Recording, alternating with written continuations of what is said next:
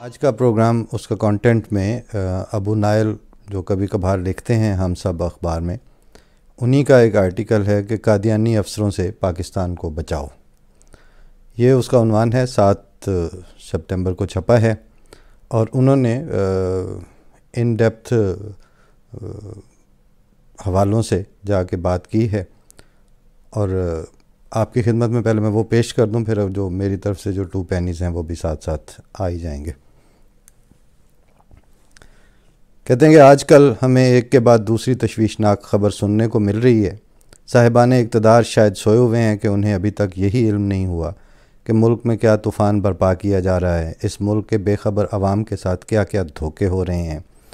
گزشتہ چند روز کے دوران ایسی ہی کچھ خبریں سننے کو ملیں کہ عقل چکرا کر رہ گئی۔ مثال کے طور پر اسلامی جمہوریہ پاکستان میں دن دہاڑے ایک احمدی کو چیف افسر تحصیل کونسل راولپنڈی مقرر کر دیا گیا، اور نہ صرف یہ کہ اس افسر کو مقرر کر دیا گیا بلکہ ظلم پر یہ ظلم کہ اسے یہ ہدایت بھی دے دی گئی کہ وہ اپنے کام کا چارج بھی لے لے۔ علاقے کے علماء تو جانتے تھے کہ آئین پاکستان میں احمدیوں کو غیر مسلم قرار دیا گیا ہے، چنانچہ ان کے وفود اعلیٰ حکام سے ملے اور اس سانحے کی اطلاع کی، اور شاید اس خیال سے کہ حکام اس مسئلہ کو فراموش نہ کر دیں، شہر میں ایکشن کمیٹی تحفظ ختم نبوت کی طرف سے کچھ پوسٹر بھی لگا دیے گئے کہ اس قادیانی کو فوری طور پر برطرف کر دیا جائے۔ وہ جو آپ سنتے رہتے ہیں نا کہ جی ہم ملک میں شورش پسندوں کو اور حقوق غصب کرنے والوں کو اور شر پسند عناصر کو اور پاکستان کے قومی تشخص کا بیڑا غرق کرنے والوں کے خلاف بالکل سیسا پلائی ہوئی دیوار ہیں اور ہم ایسے کر دیں گے، یہ آپ سنتے تو سارا بیانات رہتے ہیں، اس میں سارے حکومتی وزراء بھی ہیں، اس میں ہر سطح کی، یعنی کیا پاکستان کے وزیر اعظم اور آرمی چیف اور سارے یہ کہتے ہیں کہ ہم پاکستان کے وجود کی ہر لحاظ سے سالمیت کا خیال رکھنے کے لیے ہم سر دھڑ کی بازی لگا دیں گے۔ وہ سر دھڑ کی بازی لگانے والوں کے سامنے راولپنڈی جیسے شہر میں، اسلام آباد کے مڈ میں بیٹھ کے ایکشن کمیٹیاں قائم ہو رہی ہیں۔ کس بات کے لیے قائم ہو رہی ہیں کہ جی وہ فلاں جو اتنے شہری ہیں ان کے خلاف یہ کام جو حکومت نے کیا ہے ہم اس پہ عمل درآمد نہیں ہونے دیں گے۔ وہ افسر رکھا حکومت پاکستان نے، پروموشن اس کی وہ کرتے ہیں، ٹرانسفر پوسٹنگ ان کا کام ہے، نوٹیفیکیشن انہوں نے جاری کیا، تبادلے کا چارج لینے کا انہوں نے کہا۔ یہ تحفظ ختم نبوت کی ایکشن کمیٹی وہاں کہاں کود کے آ گئی، اور وہاں پوسٹر لگ رہے ہیں، ظاہر ہے وہ سارے نفرت پر مبنی ہوں گے نا۔ ہیٹ سپیچ تو بعد کی بات ہے، ہیٹ سپیچ کو چھاپ کے اس کو آپ وہاں چھاپیں اور اس کے بعد پوسٹر لگائیں، کوئی پوچھنے والا نہیں ہے، بشرطے کہ ایک شرط ہے کہ ہونے احمدیوں کے خلاف چاہیے۔ تو انہوں نے پوسٹر بھی لگا دیے کہ اس قادیانی کو فوری طور پر برطرف کر دیا جائے، ورنہ 27 اگست کو کچہری چوک میں دھرنا دیا جائے گا۔ علماء کی یہ بیدار مغزی کام آئی اور اس افسر کو سیکریٹریٹ لاہور بھجوا کر پاکستان کو ایک اور دھرنے سے بچا لیا گیا۔ لیکن حکومت نے کچھ سبق حاصل نہیں کیا۔ یہ زخم ابھی تازہ ہی تھا کہ ایک اور مسئلہ کھڑا ہو گیا۔ چکوال میں ایک احمدی ڈاکٹر کو محکمہ صحت کا CEO مقرر کر دیا گیا، اور یہ تقرری بھی علل اعلان کی گئی، یعنی رات کی تاریکی کا انتظار بھی نہیں کیا گیا، جیسے مینارے رات کی تاریکی میں حکومت توڑنے آتی ہے نا پولیس والوں کے ساتھ۔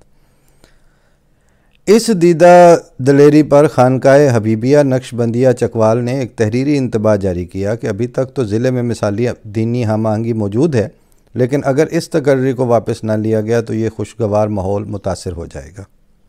اس عہدے پر احمدی افسر کی تقرری ناقابل برداشت ہے، اس لیے اس احمدی ڈاکٹر کی تقرری کو فوری طور پر واپس لیا جائے اور اس کی جگہ ایسے ڈاکٹر کو مقرر کیا جائے جو آئین پاکستان اور ملک کے ساتھ مخلص ہو۔ گویا پاکستان میں دینی ہم آہنگی صرف اسی صورت میں قائم رہ سکتی ہے جبکہ صرف کسی مخصوص مسلک سے وابستہ افراد ایسے عہدوں پر مقرر ہوں، اور ملک سے وفاداری پر صرف مخصوص مسلک کی اجارہ داری ہے۔ بہرحال خانقاہ حبیبیہ نقش بندیہ چکوالیہ کی بیدار مغزی رنگ لائی، اور 31 اگست کو حکومت پنجاب کے متعلقہ شعبہ نے یہ تقرری واپس لے لی۔ ایسی تقرریاں کرتے اور واپس لیتے وقت ان کا ایک سرٹن بیوروکریٹک ان کے آپس میں وسپرنگ ہوتی ہے، او سر رہنے دیں، کر دیں، ان کو واپس کر دیں، یہاں پھڈا کھڑا ہو جائے، لا اینڈ آرڈر کا مسئلہ کھڑا ہو جائے گا۔ ایک زمانہ تھا کہ دنیا میں تو خیر ابھی بھی پاکستان میں بھی یہ ہوتا تھا کہ جس افسر کو اختیارات دیے جاتے ہیں، ایک سیکشن افسر سارے پاکستان کے بینکوں کا جو چیفز ہیں ان کو بلاتا ہے، وہ ان کے سامنے مطلب سبارڈینیشن کی حیثیت میں بیٹھتے ہیں، کیونکہ اس کے پیچھے اسٹیٹ پاور ہوتی ہے۔ ساری دنیا میں یہی ہوتا ہے کہ حکومت کا نمائندہ جو ہے وہ گورنمنٹ کے حکم کے اوپر عمل درآمد کروانے کے لیے حکومت ہی کی طرف سے سپورٹڈ ہوتا ہے۔ یہاں چونکہ کتی چوراں دے نال رلی ہوئی ہے، اور جو نوٹیفیکیشن جاری کرنے والے اسسٹنٹ ڈپٹی سیکرٹری یا سیکرٹریز ہیں ان کو بھی پتہ ہے کہ چوروں کے ساتھ اس کی ساز باز ہے، اور ان کو یہ بھی پتہ ہے کہ وہ چور اس زمانے میں ملائیت کے تھڑے ہیں۔ بدترین قسم کا جو پریشر گروپس بنا کے دنیا میں پاکستان کو دکھایا، پاکستان کے عوام الناس کو اصل میں تو دکھایا گیا ہے۔ یہ کیا وجہ ہے کہ یہ جتنی اسٹریٹ پاور ہے، وہ رینجرز اور فوج کے معاملے میں اگر ایک آدھ دفعہ انہوں نے وہ پنگا لینے کی کوشش کی اور اسی رات کھمب ٹھپ دی گئی ان کی۔ وہ جو بڑی تھریٹ تھی، جو دھرنے میں بیٹھ کے ماں بہن کی گالیاں دیتا تھا، وہ اس کو اٹھا کے لے گئے، کچھ بھی نہیں کو کر سکا۔ اس کا مطلب ہے کہ ایک خاص لیول پر جو بزدار ٹائپ ہے نا، اور Imran Khan type heads of governments, اور خیر ان دونوں پہ بس نہیں ہے، اس میں نواز شریف بھی شامل ہے، اس میں بھٹو کے جو باقیات ہیں وہ بھی شامل ہیں، ضیاء کی باقیات، پرویز الہی بھی شامل ہیں۔ یہ سارے وہی کرتوت رکھنے والے ہیں، کیونکہ ان ساروں کو چاہیے ہیں یہ ان کی جیب کے سکے ہیں جن کو انہوں نے خود چلانا ہوتا ہے، اور یہ ان کا نوئسنس ویلیو اور اسٹریٹ پاور کا جو تشخص ہے، جو بالکل سوڈو تشخص ہے، بالکل ان کے اوپر الزام ہے کہ وہ کوئی پاور ہے، وہ کوئی پاور نہیں ہے۔ ریاست کے سامنے کون سی پاور ہوتی ہے؟ جب ریاست کے جو گریبان پکڑتے ہیں ریاست کے واقعتاً مقتدر اداروں کا، اس وقت تو بتا بھی دیتے ہیں کہ آپ کی حیثیت کیا ہے، لیکن جب سامنے احمدیوں کے حقوق اور ان کے شہری حقوق ہوں تو پھر یہ ہو رہا ہوتا ہے جو آپ کو بتا رہے ہیں۔ معلوم ہوتا ہے کہتے ہیں کہ 31 اگست کو حکومت پنجاب کے متعلقہ شعبے نے یہ تقرری واپس لے لی، اور اس طرح اس عہدے پر ایک ایسے شخص کو تقرر کرنے کا راستہ صاف ہو گیا جس سے آئین پاکستان کو کوئی خطرہ لاحق نہ ہو۔ معلوم ہوتا ہے کہ حکومت پنجاب نے تہیہ کیا ہوا ہے کہ وہ یہ کہتی رہے گی کہ آ بیال مجھے مار، بلکہ بار بار مار۔ چنانچہ ایک اور احمدی افسر کو deputy director local government and community development مقرر کر دیا گیا۔ چنانچہ بیل نے پھر حکومت کو سینگوں پر اٹھا لیا۔ چنانچہ انٹرنیشنل ختم نبوت راولپنڈی ڈویژن نے ایک بیان جاری کیا کہ یہ تعیناتی اہل اسلام کے جذبات کو مجروح کرنے کی کوشش ہے، یا ان کے ایمان کا امتحان لیا جا رہا ہے، یا یہ افسران خود کو تماشا بنانا چاہتے ہیں۔ اور ساتھ یہ اشارہ دے دیا گیا کہ اگر یہ مطالبہ تسلیم نہ کیا گیا تو حالات گمبھیر ہو جائیں گے۔ چنانچہ 2 ستمبر کو یہ تقرری واپس لے کر اس مطالبے کے آگے سر تسلیم خم کر دیا گیا، اور اہل اٹک یہ ایمانی امتحان پورا کر چکے۔ یہ واقعات گزشتہ صرف 3 ہفتے کے دوران ہوئے ہیں، جن کے نتیجے میں کبھی دھرنے کی دھمکی موصول ہوتی ہے، کبھی ایمان کا امتحان شروع ہو جاتا ہے، اور کبھی آئین خطرے میں پڑ جاتا ہے، کبھی امن عامہ درہم برہم ہوتا ہے، اور کبھی پاکستان سے وفاداریاں مشکوک ہو جاتی ہیں۔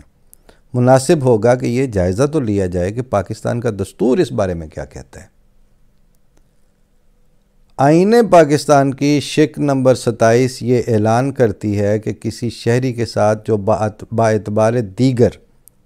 پاکستان کی ملازمت میں تقرر کا اہل ہو، کسی ایسے تقرر کے سلسلے میں محض نسل، مذہب، ذات، جنس یا سکونت یا مقام پیدائش کی بنیاد پر امتیاز روا نہیں رکھا جائے گا۔ اس کا مطلب یہ ہے کہ اگر پاکستان میں کسی ملازمت کے عہدے پر کسی شخص کی تقرری کی اس بنیاد پر مخالفت کی جا رہی ہے کہ اس کا تعلق کسی مخصوص مسلک یا عقیدے سے ہے تو یہ مخالفت یا ایسے شخص کی تبدیلی یا برطرفی کا مطالبہ آئین پاکستان کی خلاف ورزی ہے، اور اگر ایسے مطالبات کے آگے سر تسلیم خم کر کے حکومت ایسے مطالبات تسلیم کرتی ہے تو یہ فعل آئین کی خلاف ورزی ہے، اور آئین کے اس حصے کی خلاف ورزی ہے جس کا تعلق بنیادی حقوق سے ہے، یعنی جن حقوق کو پارلیمنٹ بھی منسوخ یا کم نہیں کر سکتی۔ کیا یہ ایک معمولی بات ہے کہ کسی ایک عقیدے سے وابستہ افراد کی تقرریوں کو اس بات پر منسوخ کرنے کا مطالبہ کیا جائے؟ ایک ناواقف یہ خیال کرے گا کہ چند لوگوں کی ملازمتیں خطرے میں پڑیں، اس سے کیا فرق پڑتا ہے؟ بات یہاں تک محدود نہیں رہتی، بلکہ یہ عمل اور آگے بڑھتا ہے۔ اس کے بعد کسی بھی عہدیدار پر، خواہ وہ وزیر اعظم ہو یا وزیر ہو، یہ الزام لگایا جاتا ہے کہ یہ شخص قادیانی ہے یا قادیانی نواز ہے۔ ذرا تصور کریں کہ یہی الزام، یہ ہے تاریخ آپ کہتے ہیں نا کہ جی وہاں پہ کچھ نہیں ہو رہا، حقوق دیے جا رہے ہیں، اور احمدی آئین کے پہلے ختم نبوت کے منکر تھے، اب پاکستان کے آئین کو بھی نہیں مانتے۔ آپ آئین کے ساتھ کھلواڑ کرتے ہوئے جو تاریخ ہے اور جس طرح آپ یہ الزام لگاتے ہیں اس کی تفصیل سن لیں کہ یہی الزام خواجہ ناظم الدین صاحب پر لگایا گیا، یہی الزام ذوالفقار علی بھٹو پر لگایا گیا، اور یہ الزام ضیاء الحق پر بھی لگایا گیا۔ رائٹر نے ہر جگہ ان کے ساتھ صاحب لگایا ہے، لیکن میرے منہ پہ ان کے لیے صاحب نہیں چڑھتا۔ احمدیوں کے خلاف فسادات کے دوران یہ اعلانات کیے گئے کہ اکثر سینئر جرنیل قادیانی ہیں، پاکستان سے ان کو بچایا جائے۔ وقتی طور پر بزدلی دکھا کر چند افسران کو تبدیل کر دیا جاتا ہے، لیکن پھر ایک تنگ نظر طبقہ کے ہاتھ میں بلیک میلنگ کا ایک ایسا ہتھیار آ جاتا ہے جس کو استعمال کر کے یہ طبقہ اپنے کاروبار کو وسیع تر کرتا چلا جاتا ہے۔ وہی جو میں نے عرض کیا تھا نا کہ مذہب کے نام پر پچھلے پروگرام میں کہ یہ کمیشن ایجنٹ ہے، ملا دلالی کر رہا ہے عامت الناس اور خدا کے پیغام کے درمیان، اپنی داڑھی بیچ رہا ہے۔ یہ سب جانتے ہیں کہ جنرل ضیاء نے احمدیوں کے خلاف انتہائی اقدامات کیے تھے، لیکن اس کے باوجود یہ ہتھیار اس کے خلاف بھی استعمال کیا گیا۔ اس طبقہ نے صدر جنرل ضیاء پر بھی قادیانی ہونے کا الزام لگایا اور جنرل کو جلسوں میں تردید کرنی پڑی کہ وہ قادیانی نہیں ہے۔ جب ایک اجتماع کے سامنے جس میں علماء کی بڑی تعداد شامل تھی، جنرل ضیاء نے یہ تردید کی تو بڑی دیر تک تالیاں بجتی رہیں۔ اس پر جنرل صاحب نے کہا کہ مجھے نہیں معلوم تھا کہ بات یہاں تک بڑھ چکی ہے، اور مجھے آپ کی تالیوں سے اندازہ ہوا ہے کہ یہاں اس چیز کو بڑی ہوا دی گئی ہے۔ اور اس کے ساتھ کچھ جرائد یہ بھی لکھ رہے تھے کہ ملک بھر میں یہ تاثر موجود ہے کہ حکومت قادیانیوں کے لیے نرم گوشہ رکھتی ہے۔ اس کا مقصد یہی تھا کہ یہ مجرب نسخہ استعمال کر کے اپنے مقاصد حاصل کیے جائیں، اور حکومت کو اس دباؤ میں رکھا جائے کہ اگر تم نے ہماری فرمائشوں کو پورا نہ کیا تو تمہیں قادیانی یا قادیانی نواز قرار دینے کے لیے صرف 5 منٹ چاہیے، اس کے بعد تم کئی مہینوں تک صفائیاں دیتے رہو گے۔